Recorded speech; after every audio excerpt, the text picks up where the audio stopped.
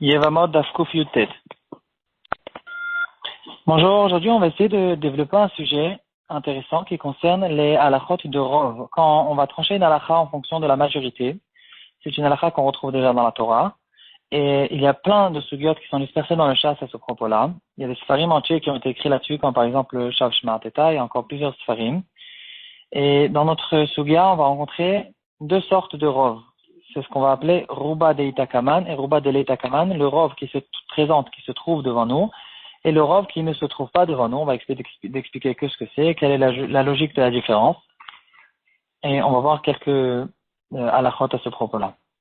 Alors, on prend la Mishnah du début du Pérec. La Mishnah elle va raconter l'histoire d'un mari qui avait deux femmes. Il est parti avec une de ces deux femmes en dehors du pays. Et finalement, on suppose que le mari, il est mort. Et donc, le mari, il est mort. La deuxième femme, elle doit attendre avant de se remarier parce qu'on craint le fait qu'il est possible que cette femme, la première femme qui a voyagé avec lui en route la arrête, elle est enceinte. Et donc, si elle est enceinte, au fait, alors elle n'a pas besoin de hiboum, ni elle, ni la tsara, ni la concurrente. Et si elle n'est pas enceinte, donc l'autre le mari il est mort sans enfant, et donc une de ces deux femmes doit recevoir une khalitza ou un hiboum. Donc elle doit attendre pour essayer de vérifier, de savoir qu'est-ce qui s'est passé. Et la Gemara, elle va essayer de développer ce sujet. Pourquoi, en fait, on ne s'appuie pas sur un rov, sur le fait qu'il y a une majorité des femmes qui ont des enfants. Et donc, on peut supposer qu'apparemment, la deuxième aussi, elle aura des enfants. Et donc, elle a qu'à attendre 9 mois, le temps que c'est sûr qu'elle a accouché. Et après ces 9 mois, elle prend une khalitza et elle est tranquille de pouvoir se remarier. Parce que de toute façon, ou bien la khalitza, elle valait rien parce qu'elle n'avait pas besoin de la khalitza à cause du fait que le mari, il est mort avec des enfants. Et s'il est mort sans enfants, alors c'est bon, elle a reçu sa khalitza. Et la Gemara, et de là, on arrive à essayer d'apprendre, est-ce que cette notre Mishnah, elle est que d'après l'avis de Rabbi Meir ou pas? Qu'est-ce que Rabbi Meir y pense? Et Rabbi Meir pense dans tout le chasse que quand il y a une majorité et une minorité, alors dans la halakha, on doit craindre aussi la minorité. Et là, on dirait qu'on craint le fait que il y a certaines femmes qui n'ont pas d'enfants, et donc malgré que la nature de la majorité des femmes c'est d'avoir des enfants, dans notre cas, on ne pourra pas s'appuyer sur la majorité. Et là, la Gemara va faire tout un développement. Finalement, la Gemara, elle va faire la différence entre un rov de Itakaman et un rov de l'Itakaman.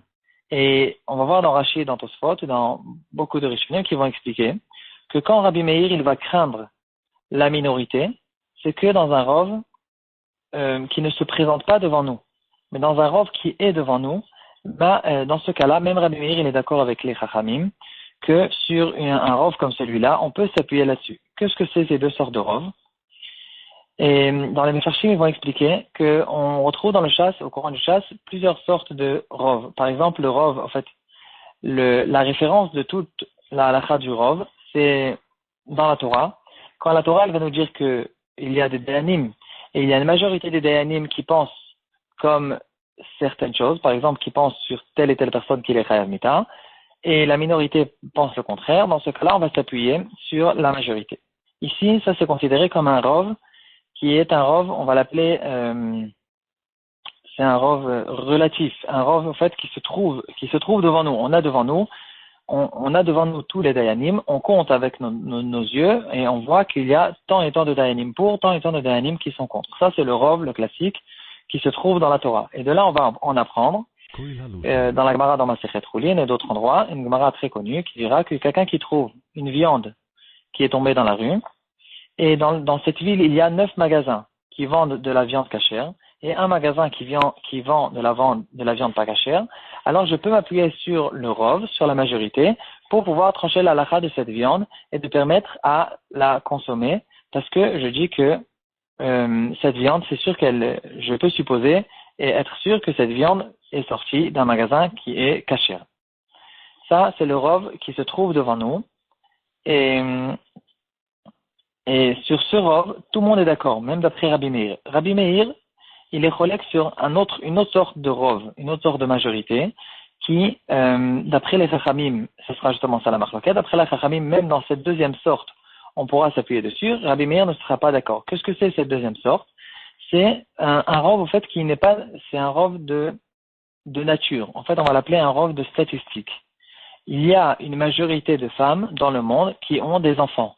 C'est pas un rov qui se trouve devant nous, c'est pas que j'ai devant moi 10 femmes, et il y en a 9, il y en a 9 qui ont eu des enfants et une qui n'a pas eu des enfants. C'est le fait qu'il y a une nature dans le monde, qu'il y a une majorité de femmes, qui ont des enfants. Alors, en fait, c'est un principe. Ça, c'est un rov qui ne se trouve pas devant nous, et c'est un rov qui n'a pas été écrit dans la Torah. Rabbi Meir n'est pas d'accord avec ce rov, et il va craindre aussi la minorité. Les Chachamim sont d'accord. Il y aura une question dans la Rishonim, est-ce que c'est Minatora ou Midirabanan? On ne va pas rentrer là-dedans.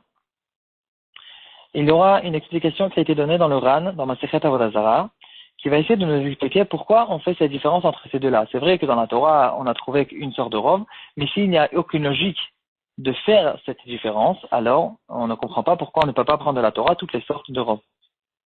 Le Ran, il va nous dire, dans Masechet Avodah Zarah, il va nous dire qu'un rov qui se trouve devant nous, comme le rov de magasin, il a une force de pouvoir ignorer le fait qu'il y a une minorité.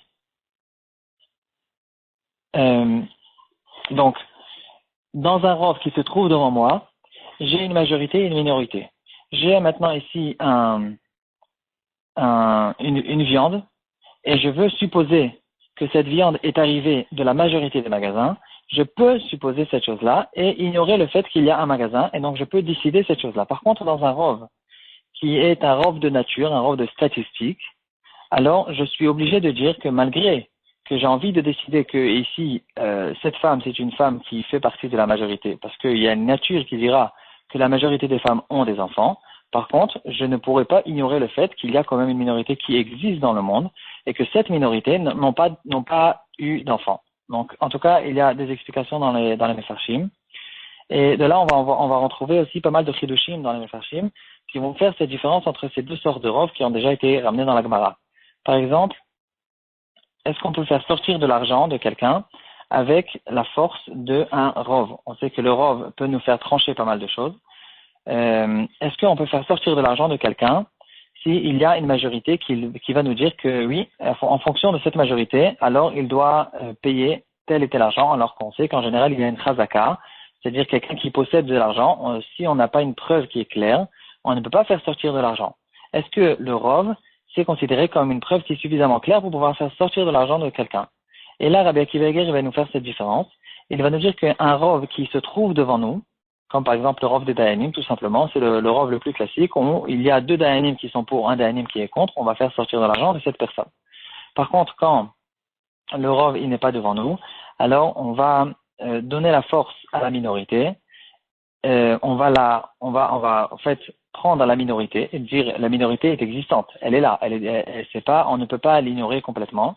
Et le fait que cette personne-là, il a une chazaka, il possède cet argent, alors la chazaka plus la minorité vont s'associer l'une avec l'autre pour pouvoir dire que je ne peux pas faire sortir de l'argent de cette personne. Et pour finir, il y a une longue tchouva dans le Igrot Moshe, partie Evanezer Elegdalet Siman Zayin, à propos de toute une histoire qui est arrivée devant lui à propos d'une femme qui s'est séparée de son mari parce qu'ils se sont disputés. Et finalement, elle a réussi à avoir un guet au bout de pas mal de temps.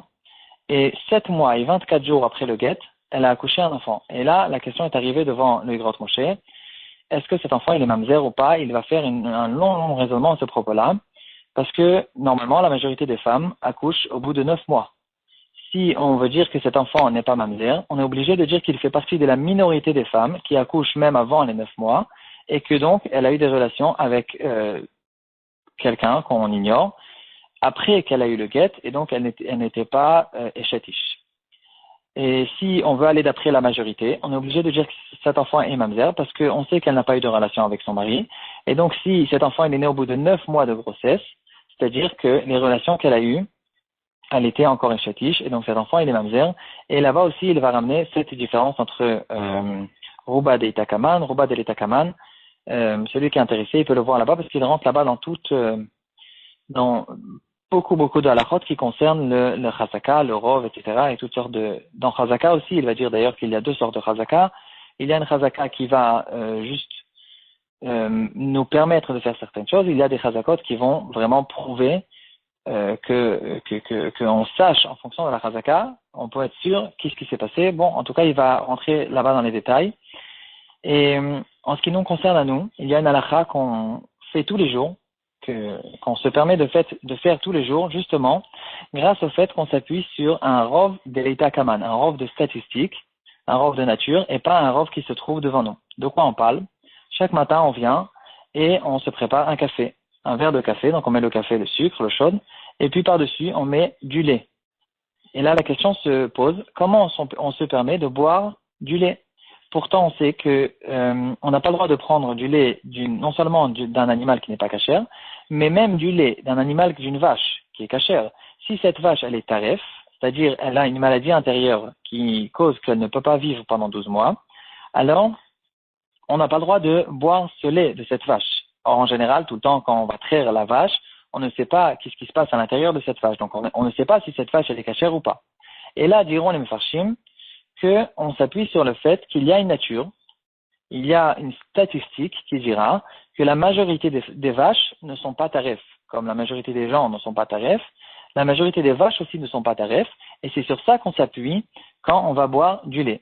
Et là, la question qui s'est posée dans notre génération, dans les quelques dizaines dernières années, on remarque dans les abattoirs, qu'il n'y a plus cette majorité. Cette nature a changé. La majorité des vaches sont oui tarefs. Il y a à peu près 60% de vaches qui sont tarefs. Et là, la question se pose, si c'est comme ça, comment on se permet de boire du lait? Pourtant, la majorité des vaches sont tarefs, et donc le lait qui sort de ces vaches est aussi taref. Et là, les mefarshim essaient d'expliquer de quelle manière on se permet de faire cette chose-là. On ne va pas rentrer là-dedans aujourd'hui. Mais en tout cas, justement, on s'appuie en général, si on ignore cette question, le fait de boire du lait tous les jours, en fait, on s'appuie justement sur ce rov, cette sorte de majorité, une majorité de nature, de statistique, qui nous permet justement de boire du lait.